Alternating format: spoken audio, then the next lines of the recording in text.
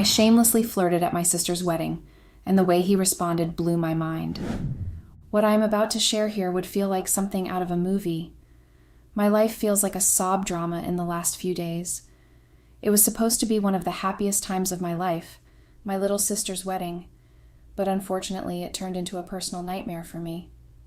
The tension between me and my husband reached a breaking point, leading to hurtful words and actions that I never expected. The once joyous occasion quickly spiraled into a chaotic mess, leaving me feeling emotionally drained and disconnected from those I love. I could not believe that my husband would react to something so silly in such a harsh way that would change our lives forever. Let me first start with introducing myself. My name is Charlie, age 33, married to Philip, aged 45. We had been married for 5 years, happily at that.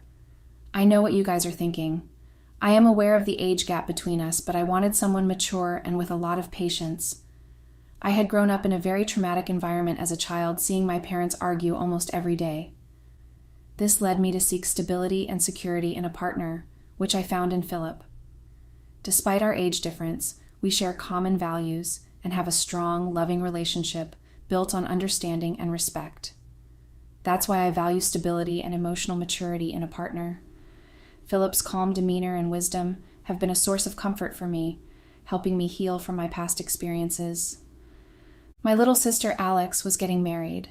She wanted me and Philip to take care of all the preparations and organize everything, as we were the only family she had. She was 8 years younger to me, and I had been super protective about her since childhood.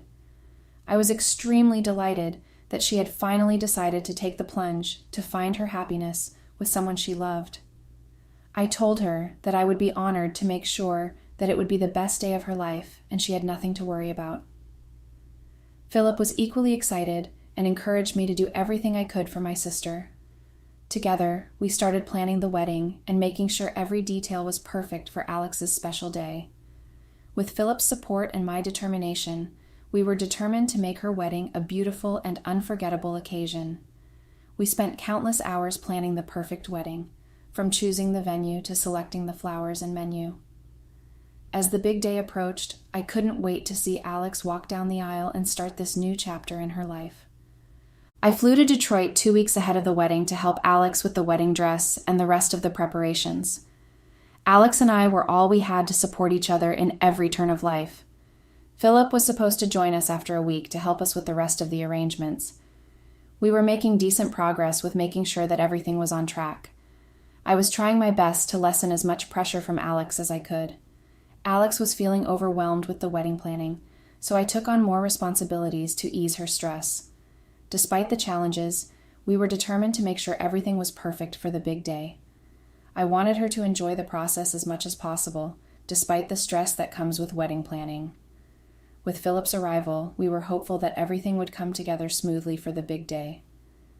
As the wedding day approached, we were relieved to have Philip's help in finalizing the last-minute details.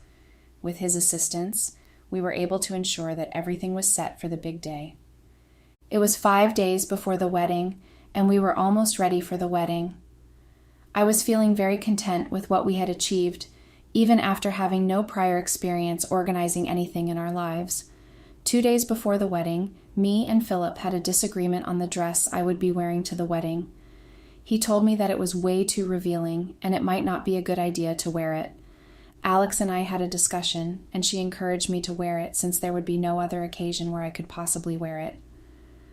I decided to trust Alex's advice and wear the dress despite Philip's opinion. It was D-Day, and Philip had been upset with my dress from the moment I decided that I was going to wear it to the wedding.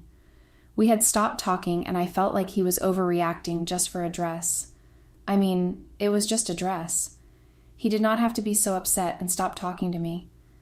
I believed that I should feel happy about what I wear for my own sister's wedding. It was a special day for me, too, so I would rather be happy if Philip let me do things that made me happy. I tried to explain to him that it was important for me to feel confident and comfortable in what I was wearing, but he wouldn't listen. In the end, I decided to wear the dress anyway because it made me feel good about myself.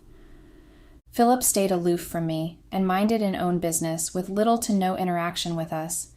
It looked as if he was one of the forced guests who made it to the wedding because he had no choice. I was mad at him for not trying to involve or show any interest in the wedding games. He knew that me and Alex were close, and her wedding meant the world to me. I wanted to show her that marriages can be happy if you want them to. However, Philip had no intention to cooperate with me. I felt disappointed that he didn't seem to care about making the day special for Alex.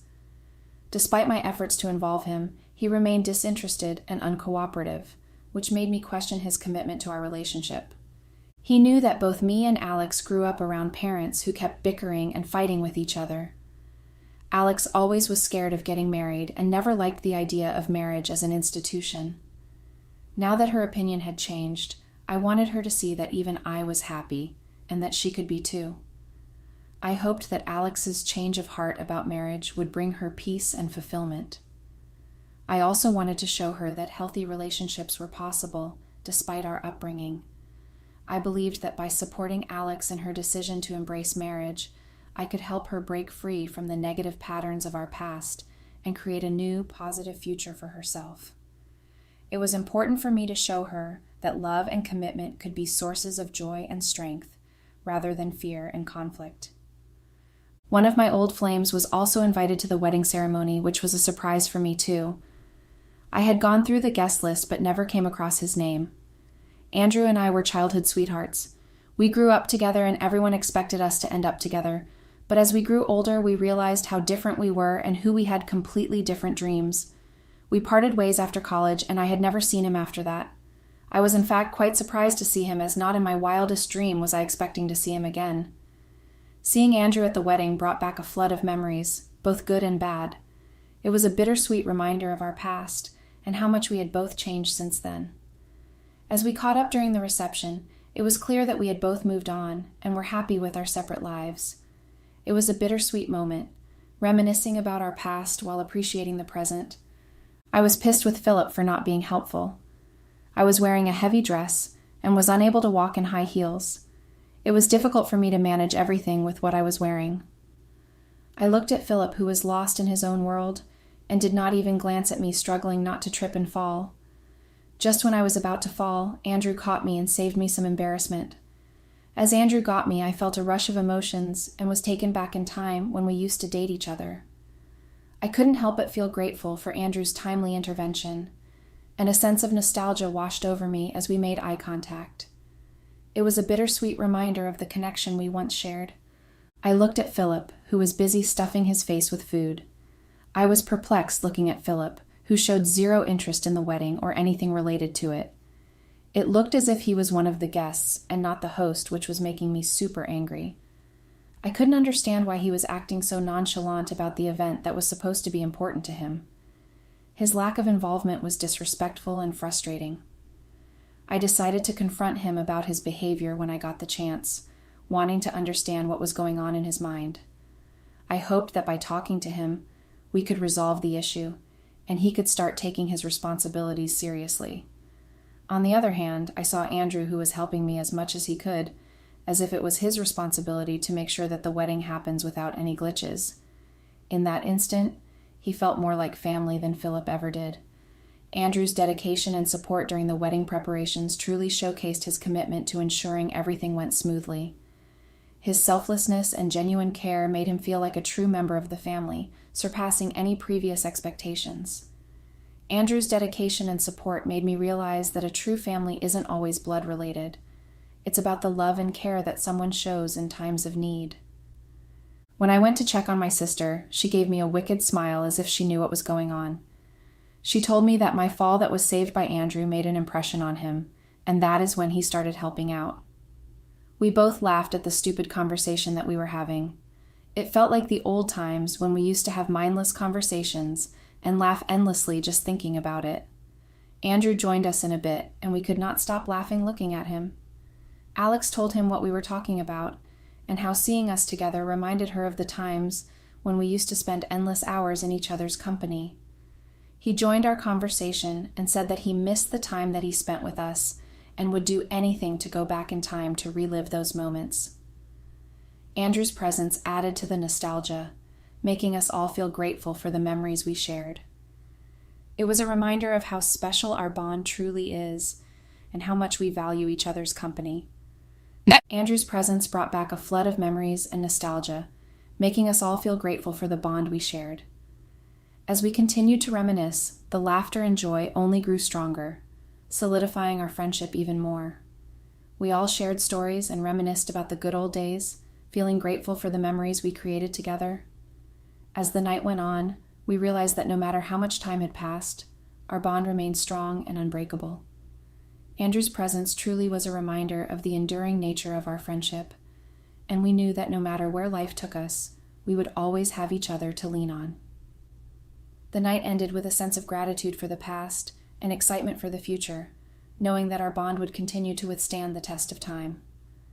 As me and Andrew continued making sure that everything was perfect and everybody was having a good time, we were kind of flirting with each other in between to keep the enthusiasm and also enjoy and have some fun. I completely forgot about Philip and was engrossed in Andrew. We shared inside jokes and playful banter, creating a connection that felt natural and exciting. It was a welcome distraction from the stress of hosting, allowing us to relax and enjoy each other's company. Our chemistry was undeniable, and I found myself drawn to him more and more as the night went on. It was as if we were in our own little world, completely oblivious to anyone else around us. When it was time for everybody to get on the dance floor, all of us started dancing. That is when I remembered that I might have to dance with my husband and start searching for Philip. I couldn't find him anywhere, and his call was going straight to voicemail. I do not want to ruin my mood on such a big day, so I decided to just forget about him and enjoy myself. As the music got louder and the party became livelier, I found myself getting lost in the moment and having a great time with my friends. I realized that I didn't need Philip to have a good time, and I danced the night away without a care in the world. As the music continued to play, I let go of my worries and immersed myself in the celebration. The joy of the moment was too infectious to resist, and I found myself dancing with friends and family, creating memories that would last a lifetime. It was time for the slow dance, and all the couples were called on the dance floor. Of course, I could not spot Philip anywhere in the vicinity. In the meanwhile, Andrew asked me out to dance with him for old time's sake. He definitely owned the dance after helping me out with the preparations and making sure all the guests attended. It was as if me and Andrew were a couple, and most of the people who had not seen Philip thought the same. It was a bittersweet moment, realizing that Andrew had always been there for me when Philip was not. As we danced, I couldn't help but feel grateful for his unwavering support and friendship throughout the years. The chemistry between Andrew and I was undeniable as we twirled around the dance floor, catching the attention of many. It was a bittersweet moment, knowing that Philip was not there to share it with me. I went along with people's assumptions, as denying that Andrew was not my husband would pose a lot of unnecessary questions, which I did not want to answer. I did not want to explain to everyone that my husband, who was one of the main hosts, was missing from the event. It would be quite embarrassing and raise lots of questions. I did not want the focus to shift from Alex and her big day with people gossiping about issues in my marriage. It was easier to just go along with the assumption for the sake of keeping the attention on Alex and her celebration. Plus, I didn't want to deal with any potential rumors or speculation about my personal life. I decided to simply smile and nod, letting everyone believe what they wanted to believe. It was better to maintain the facade of a happy marriage rather than address the truth and potentially cause unnecessary drama at the event. After the ceremony came to an end, I went to the hotel room me and Philip were staying in. I saw him getting drunk and being wasted. I asked him where the hell he had been while I was searching for him throughout the wedding. He smiled and said that he was right in front of me, but I was so busy flirting with my newly found old flame. He did not want to get in the way, so he just made it easy for me. I could not believe that after missing most of the wedding, he was standing in front of me blaming me for everything. I scowled and told him that because he was missing, I had to rely on Andrew to get things done. If that required a little flirting to keep him interested and help me, then obviously I did not mind doing that. I could see the hurt in his eyes, but I was too caught up in my own emotions to fully comprehend the impact of my actions. I told him that he left me no choice but to take Andrew's help, as Philip had been so disinterested in taking up any of the responsibilities. He laughed and told me that he saw how I was ordering him around while with Andrew. I was batting my eyelids every time I wanted to get him to do something. I might have done that more than a few times to grab Andrew's attention, but there was no way I was going to admit it to Philip. This was an argument, and I wanted to make sure that I was the one winning it no matter what. I knew that Andrew was more reliable and efficient than Philip, so I didn't see anything wrong with seeking his help. Plus, I enjoyed the playful dynamic between us, even if it meant resorting to some subtle tactics to get things done. He told me that once we were back home, then he was going to hand me divorce papers. He said that he had now seen how happy and joyful I had been at the wedding and reception party with Andrew. He realized that I was never truly happy with him. He wanted to set me free so that I could enjoy my life the way I wanted. He told me that I did not have to be stuck up with an old soul and suppress my wishes for him. He admitted that he had been holding me back and that it was time for us to both move on and find happiness elsewhere. He assured me that he wanted what was best for me, even if it meant letting go. I was shocked and saddened by his words, but deep down I knew he was right. It was a bittersweet moment, but I knew Andrew was my past, and this new chapter that I started in my life without him was something I was very grateful for. I was shocked to see him speak about ending our relationship on the basis of some harmless flirting. How could he even come up with such ridiculous things? I tried to explain to him that what I was doing with Andrew was just harmless flirting and nothing serious. I emphasized that my feelings for him were genuine and that I had no intention of pursuing anything beyond friendship with Andrew. I hoped he would understand and give our relationship another chance. I told him that he was overreacting to a very small thing which meant nothing. I did not want to exaggerate it and make it into a long argument, so I tried to play it down. I suggested that we sleep on it as we were both exhausted. He might feel better tomorrow when he is well asleep. I also reassured him that our relationship was strong enough to handle minor disagreements and that we could talk about it more calmly in the morning. I emphasized the importance of communication and understanding each other's perspectives. I was too tired with all the organization and running around in heels that all I wanted was a hot bath, accompanied by a relaxing sleep. I knew that taking some time to rest and recharge would help us approach the situation with a clearer mind. It was important to prioritize self-care in order to address the issue effectively the next day. I made sure to express my love and appreciation for him before we went to bed. I reminded him that we were a team and that we would work through any challenges together. When I got up the next day, I could not find Philip anywhere. I assumed that he might have gone downstairs for breakfast, as I got up way too later than I had planned. I met Alex and her husband, but there was no sign of Philip anywhere. I even spotted Andrew at a far-off table, and we exchanged smiles. I decided to ask Alex if she had seen Philip recently, but she hadn't. Concerned, I began to search the entire hotel for him, hoping he was just exploring on his own. Maybe he went for a walk to clear his head about last night's conversation. As I combed through the hotel, I couldn't shake the feeling of unease that was growing in my stomach. I started to ask the staff if they had seen him, but no one seemed to know his whereabouts. After searching for a while, I finally found Philip sitting by the pool, lost in thought. I approached him and asked if everything was okay, relieved to see him safe and sound. I hugged him and said that I had been looking for him everywhere. I told him that I was very excited for the reception today. I looked at him, and he seemed to look normal, so I assumed that we were good and sorted. I left him to take one last check at the venue and decorations for the reception. I was walking towards my room when I bumped into Andrew. He asked me if I had some time to catch up. I did not want to ruin his mood, so even though I was tired and wanted to just sleep, I said that I could spare some time. Andrew and I ended up chatting for hours, reminiscing about old times and catching up on each other's lives. It was a pleasant surprise to reconnect with him after so long. As we said our goodbyes, I felt grateful for the unexpected but enjoyable conversation. I quickly rushed to get ready for the reception. I saw that Philip was dressed and almost ready to head to the venue. I told Philip to give me 20 minutes to doll myself up, and we could leave together. Philip asked me to take my time and that he would be checking on the guests. I kissed him for being so understanding and told him that I would join him soon. After finishing my hair and makeup, I joined Philip at the reception. He smiled and complimented me on how beautiful I looked, making me feel even more excited for the evening ahead. During the entire reception, Philip maintained a subtle distance with me, as if he was avoiding me. I did not understand what it was all about. I decided to enjoy the evening and not give in to his tantrums. When I met him in the room, he had already slept.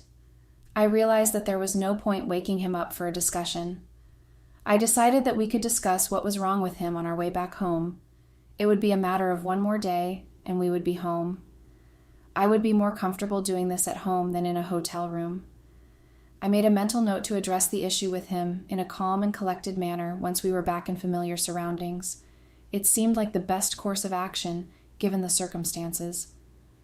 It was important to me to have a productive conversation rather than escalating any tension further. When we reached home, Philip headed to the study ice and locked himself in. I tried to ask him if he was okay and if he wanted to talk about something that is bothering him. He did not answer me, so I decided to rest up and then talk to him after he is a little calm. I took a nap longer than usual, probably due to the tiresome events of the wedding. When I went to study, I could find Philip anywhere.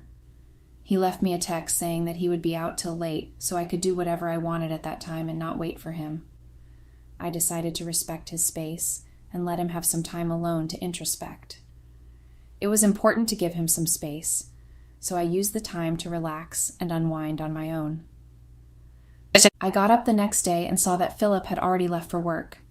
I was hating this cold shoulder that he was showing me. This silent treatment was killing me from inside, so I made it a point to make sure to have a conversation with him no matter what. He came home in the evening and handed me an envelope with divorce papers. He told me that he had already signed them, so I should not bother with changing his mind. I was shocked and devastated by his sudden decision. I realized that our marriage was truly over, despite my efforts to salvage it. The reality of our marriage ending hit me like a ton of bricks, leaving me feeling lost and heartbroken. I realized that our relationship was truly over, despite my efforts to communicate and reconcile. He just left me speechless and locked himself in the study again. I collected myself and started banging on the door, asking him to open up so that we could talk before taking such a big step. I was weeping and pleading with him to just talk to me once so that we could sort it out. I started talking to the door itself, as Philip had decided not to open the door. I told him that I was deeply sorry if I had hurt him in any way. There was nothing between me and Andrew that he had to worry about. It was just that I suddenly saw him after a long time and connected instantly. I assured him that my feelings for Andrew were in the past and that I only wanted to focus on our relationship. I begged him to give me a chance to explain and make things right between us. Philip met me at breakfast the next day and told me that I would have to pack my bags and make space so that he had more space for things that he liked. I asked him why he was making such a big issue out of nothing. Philip explained that he needed more room for his belongings because he had accumulated a lot of items over the years and didn't have enough space. He also mentioned that he wanted to feel more comfortable in his own house now that he had no one to share it with. I held his hand and begged him to not take such a drastic step out of jealousy. He said that he had seen me spend hours and hours talking and laughing with Andrew as if we were still in love. He did not want me to hold on to this unrequited love that I had for him and express it. He just wanted to get out of our way. I reassured him that my friendship with Andrew was purely platonic and that I still cared deeply for him.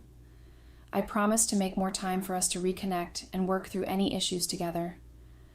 Philip forced me to leave the house the next day with whatever I wished to take with me.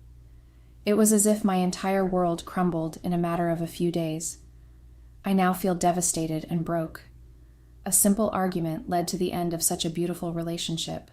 The clash of egos between me and Philip, along with my senseless behavior of flirting with Andrew just to make Philip jealous, had changed my entire life. I regret my actions and wish I could turn back time to fix things. I should have handled the situation differently. Moving forward, I will work on improving my communication skills and being more honest in my relationships. I did not expect that my past would walk into me and ruin my present and future in such a way that I would never be able to recover from it. It is disheartening that Philip, who I thought to be mature and understanding, had resorted to ending our relationship over such a petty issue. My spending time with Andrew, or a little harmless flirting, should not be the end of our long marriage. It just shows how insecure he is and how delicate was our bond to break over sheer jealousy. It's a painful realization that someone I trusted so deeply could let their insecurities destroy what we had built together. Moving forward, I will focus on healing and learning from this experience to ensure my future relationships are built on trust and understanding. To anyone who has been with me so far, I would like to tell you that don't blindly trust your partner to understand you fully. Even a tiny little thing that you do to upset them can end your relationship.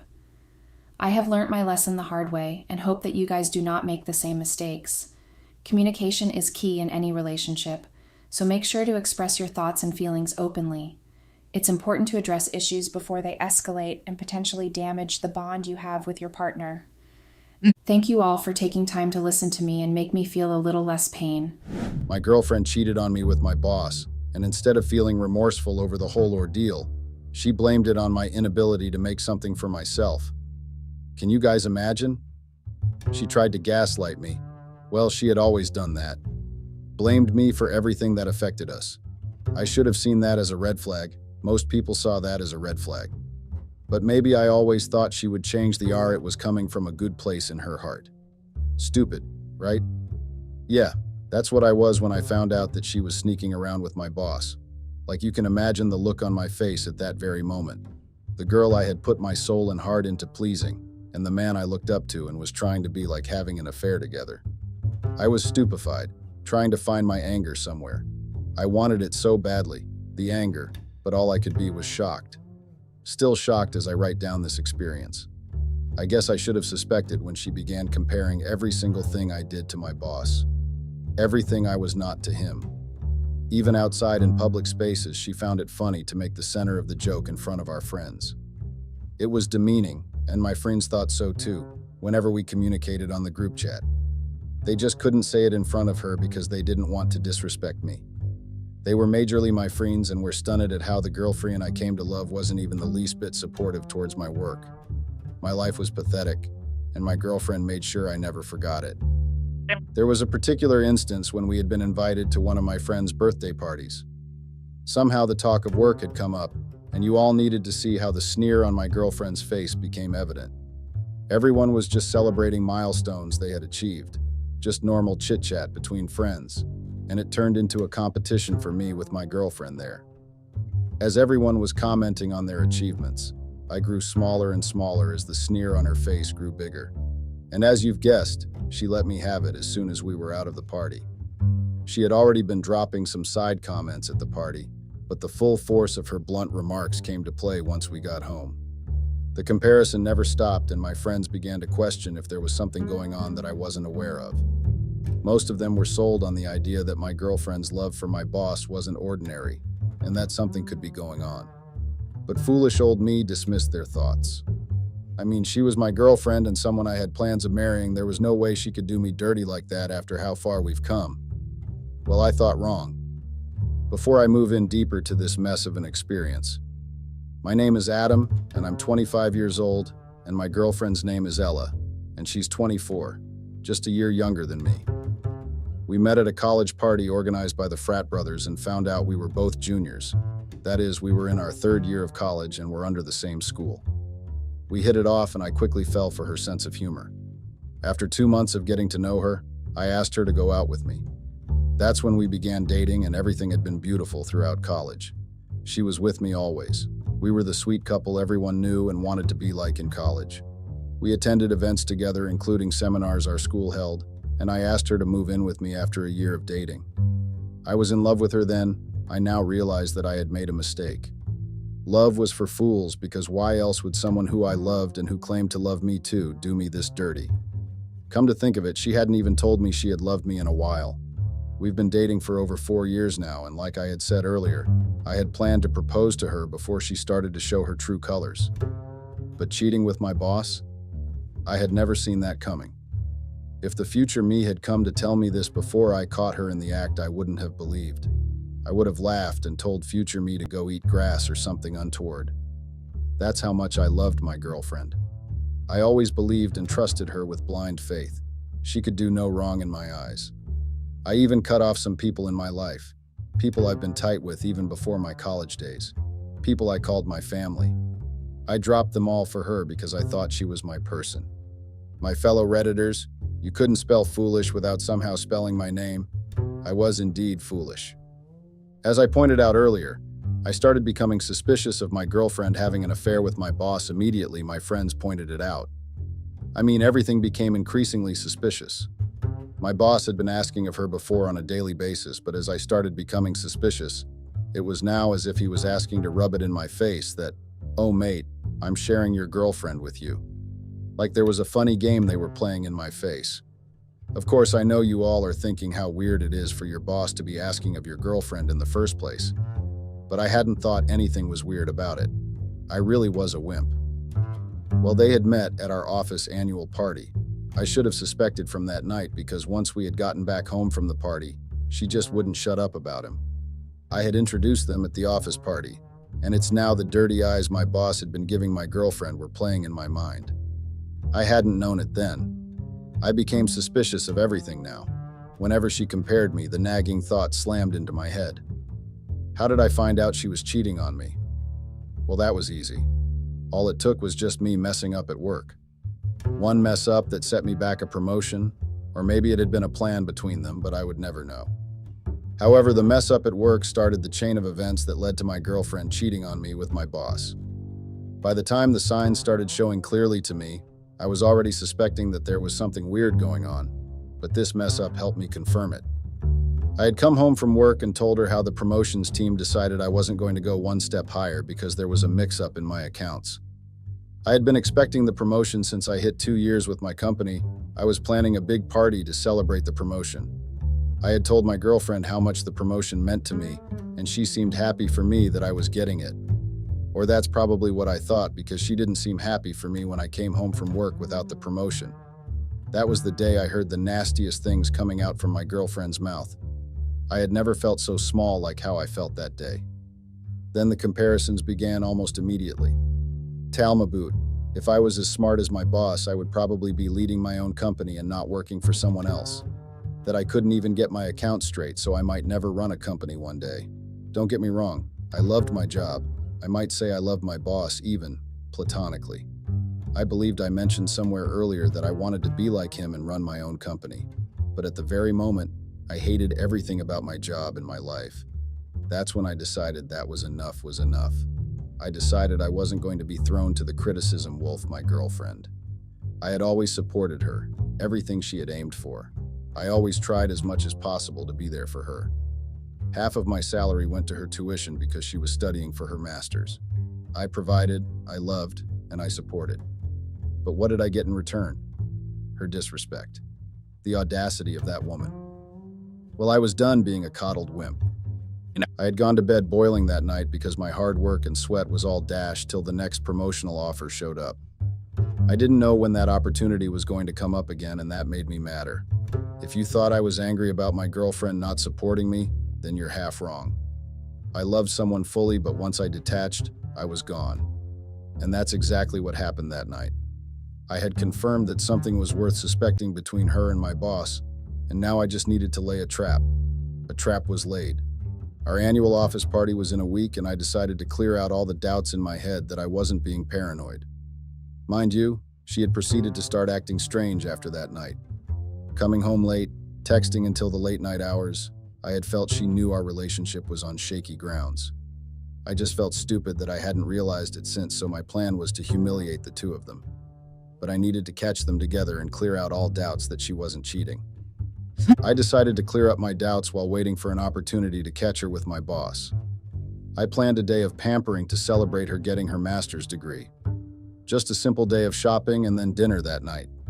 There was this YSL store where my boss always shopped for his outfits, and with our annual office party coming up, I planned that by some stroke of luck he'll show up. Guess what? He did. He showed up while we were mid-shopping. My girl was in the changing room trying on an outfit, and my boss just popped up staring down at me with a smirk. My girlfriend used the opportunity to come out from the changing room with her new dress on, and my fellow Redditors, you all needed to be there to witness the way their eyes didn't leave each other. It was like I was a side piece, something the dust had brought in. I walked up to the cashier to pay once I had enough, and you guys won't believe what happened next. My boss handed in his card to the cashier and said it was on the house. He had insulted me in front of my girl, who by the way was grinning and smirking like a Cheshire cat. There was no bigger humiliation than that, and I couldn't refuse him because I wasn't quite ready to let go of my job yet. Not until I had paid back what they handed to me, and I trusted that in good time I would. We left the clothing store after declining to have lunch with my boss. Well, I declined. My girlfriend was still tongue-tied. And frankly, I had no idea what she saw in him. It definitely couldn't be his physical appearance because I was topping the charts where he was concerned. Then it definitely was the money and power of being a boss. That's the appeal my girlfriend wanted, and I couldn't even get a promotion. She was a gold digger, true and true.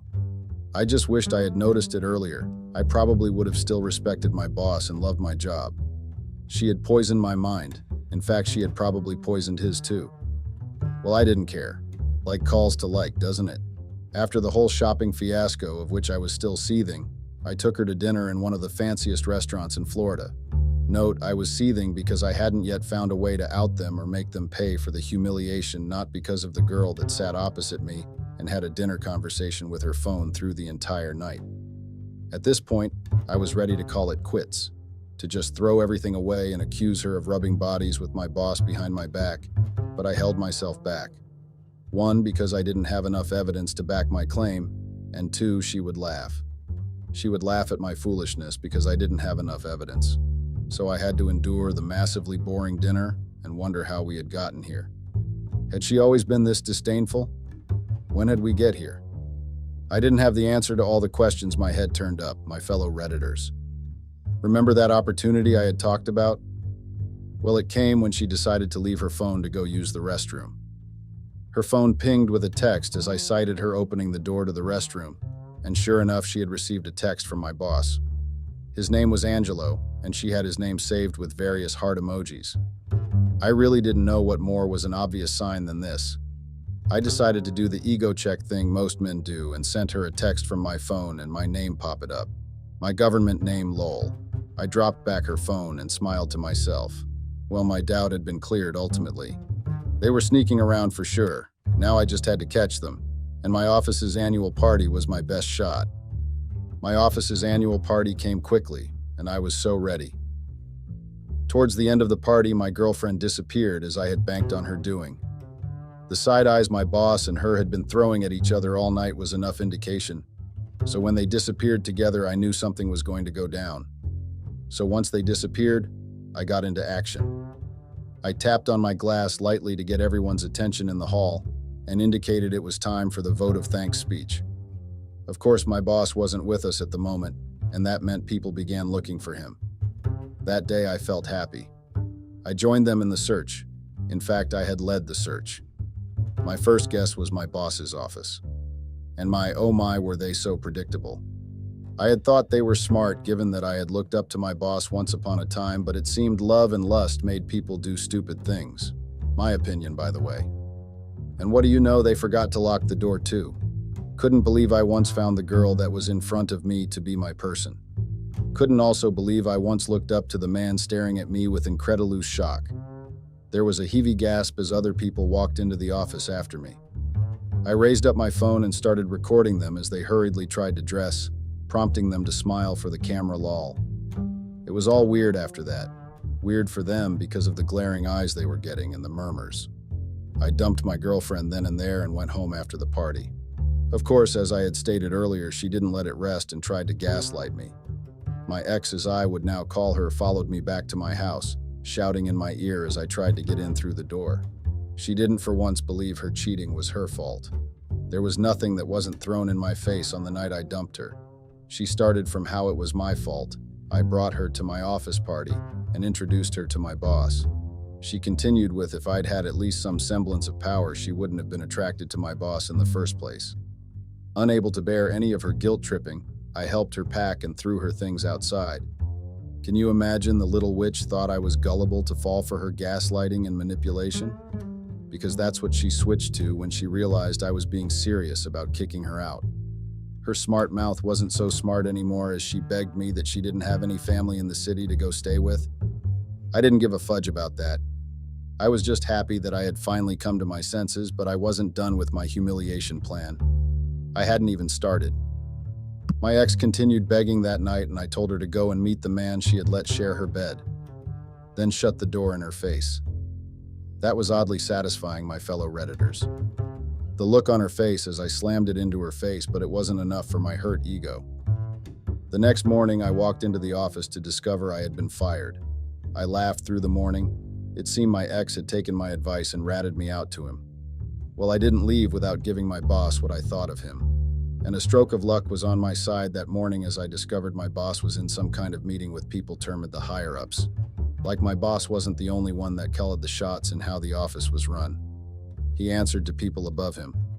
Nothing else could have made my day at the time than discovering the power my ex found appealing was momentary, and I was going to strip him of that little power.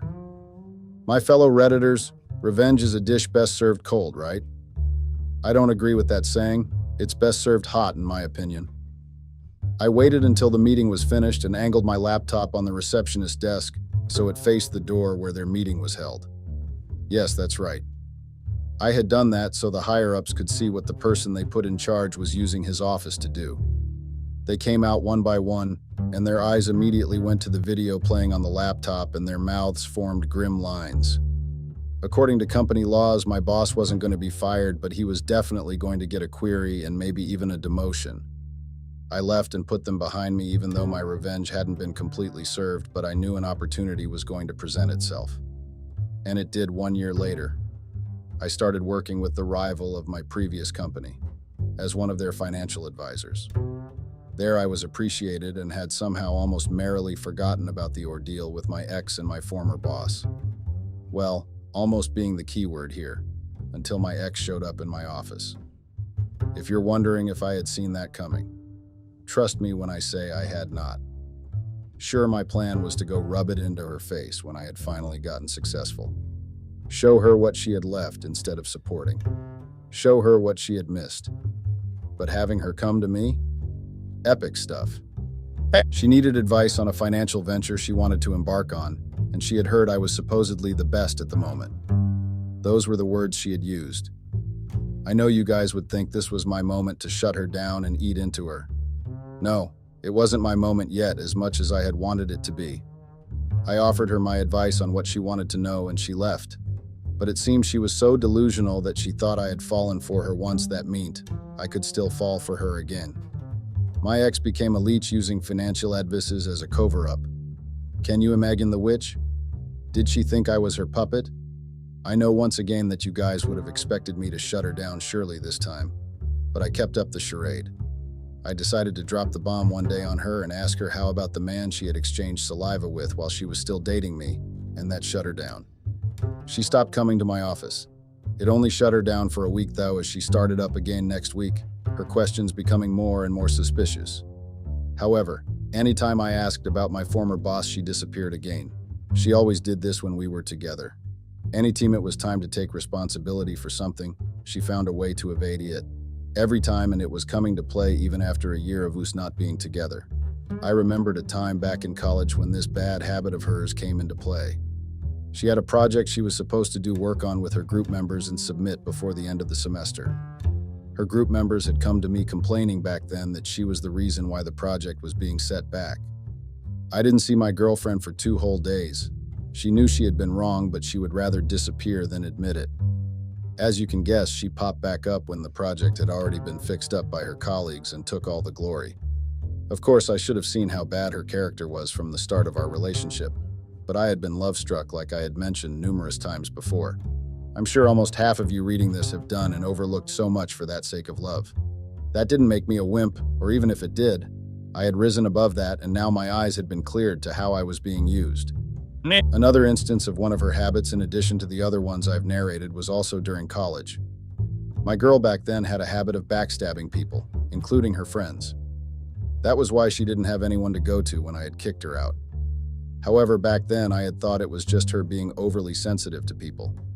I thought maybe people didn't understand her, so that's why she was quick to lose friends, but as I narrate this, I quickly realized she had been a backstabber. She had told me once that her only friend had betrayed her, but I had run into her only friend at a coffee shop back then.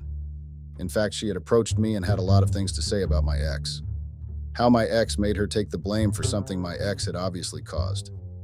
The details are all a blur in my head, but I was only realizing it after she had done that same to me.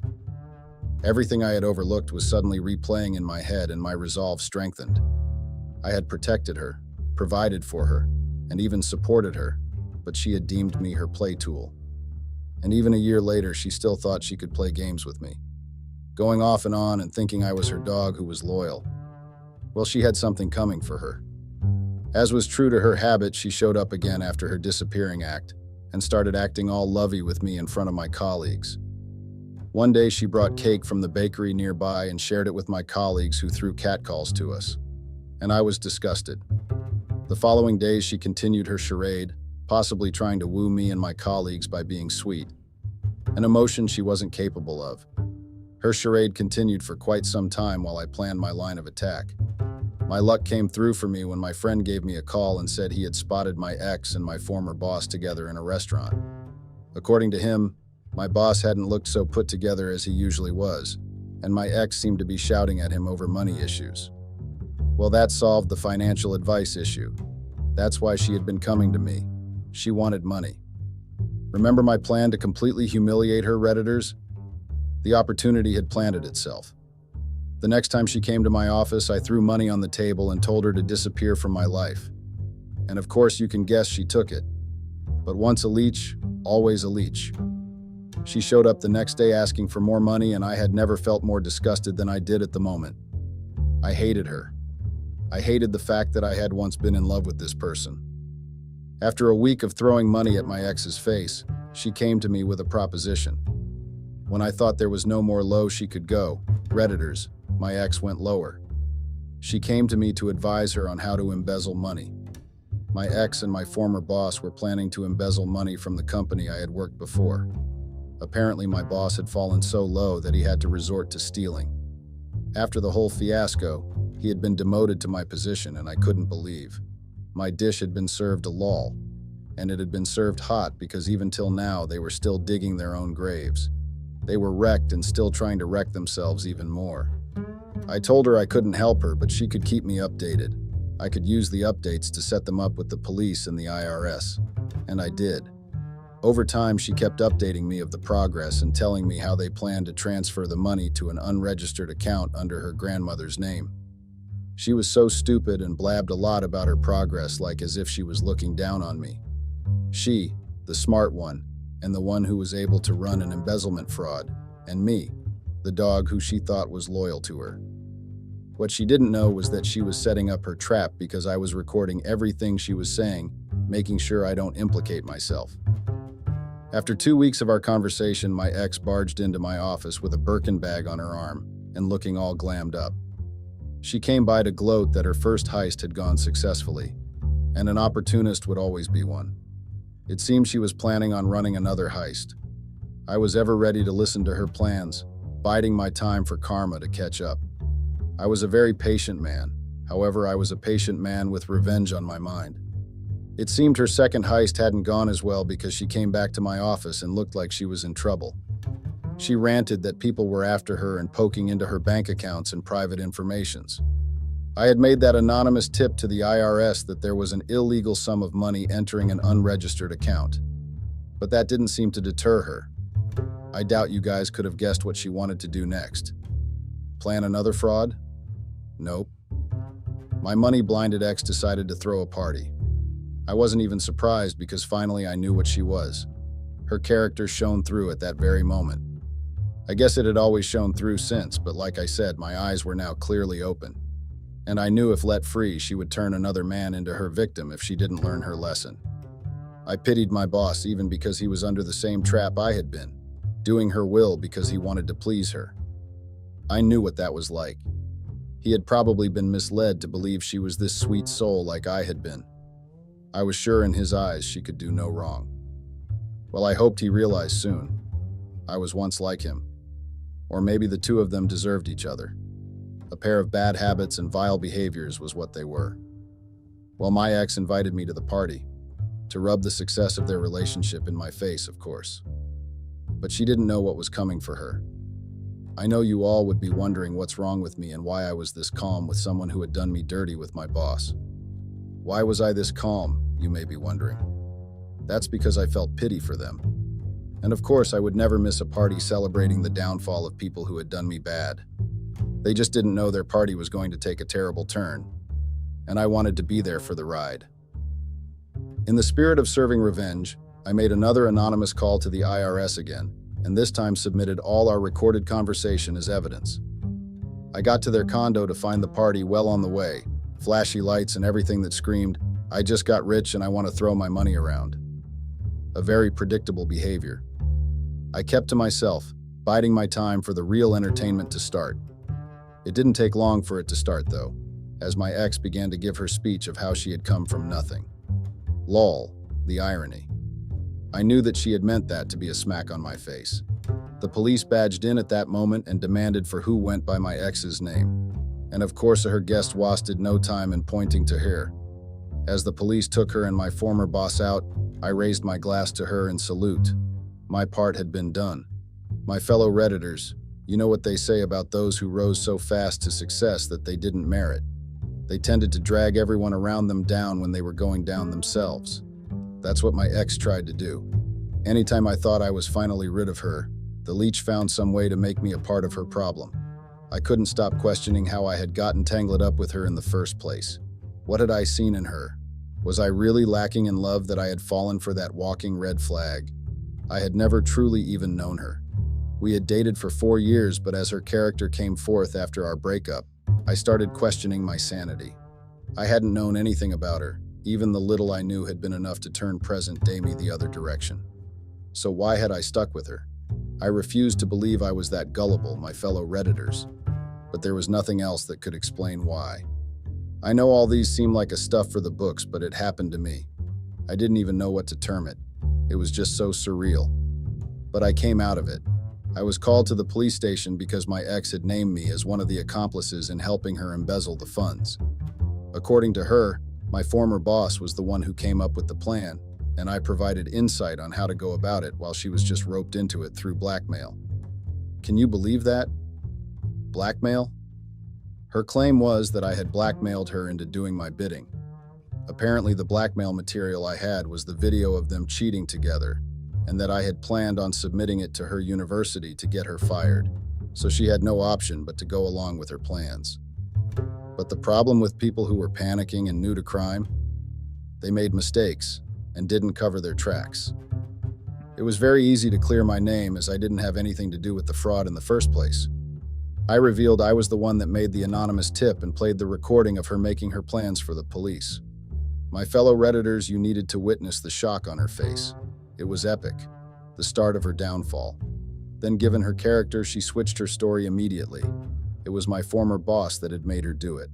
She confessed she loved him and wanted to do anything to please him, so it was a given that she followed him to partake in the fraud. When she saw the police wasn't buying her story, my ex became bitter and began ratting out terrible things in front of everyone, one to my former boss. A leopard could never hide its spots.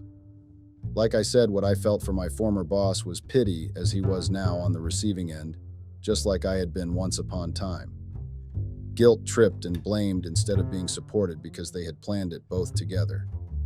Well, the police let me go after a round of investigations that cleared my name up and I was free to go. My ex, however, had burst into a tantrum, crying and raising her voice to whoever would listen that she was innocent, even though the police had found the unregistered account in her grandmother's name. She was truly delusional. Well, long story short, my former boss got the major slap on the wrist while my ex was let off with a minor charge. I don't know how she manipulated her way out of that, but I'm more than glad that she was out of my life. I was very glad that she was out of my life. And unlike how she usually pops up out of nowhere, I don't think she was going to be coming anywhere near me for at least a long time. And if she does, the restriction order I had out for her would definitely be a stopping factor. My ex was finally well and truly dealt with. My fellow Redditors, I hope we've all learned from my experience because I know I learned a lot from my ex and my former boss. I wish what I had narrated above was a lore, but it had happened real life to me. You never know the true character of a person until you and the person are in a bad situation. That's when the person's true character shows. I had learned that the hard way. That's why I am narrating my experience on this platform. People who aren't usually your family only look out for themselves. The world we live in is harsh, and I hope no one gets to experience what I had in the hands of my ex. I wasn't coddled. I just overlooked a lot because I thought I had loved her once upon a time. Now I had learned. Well, until next time, Redditors, stay chilling.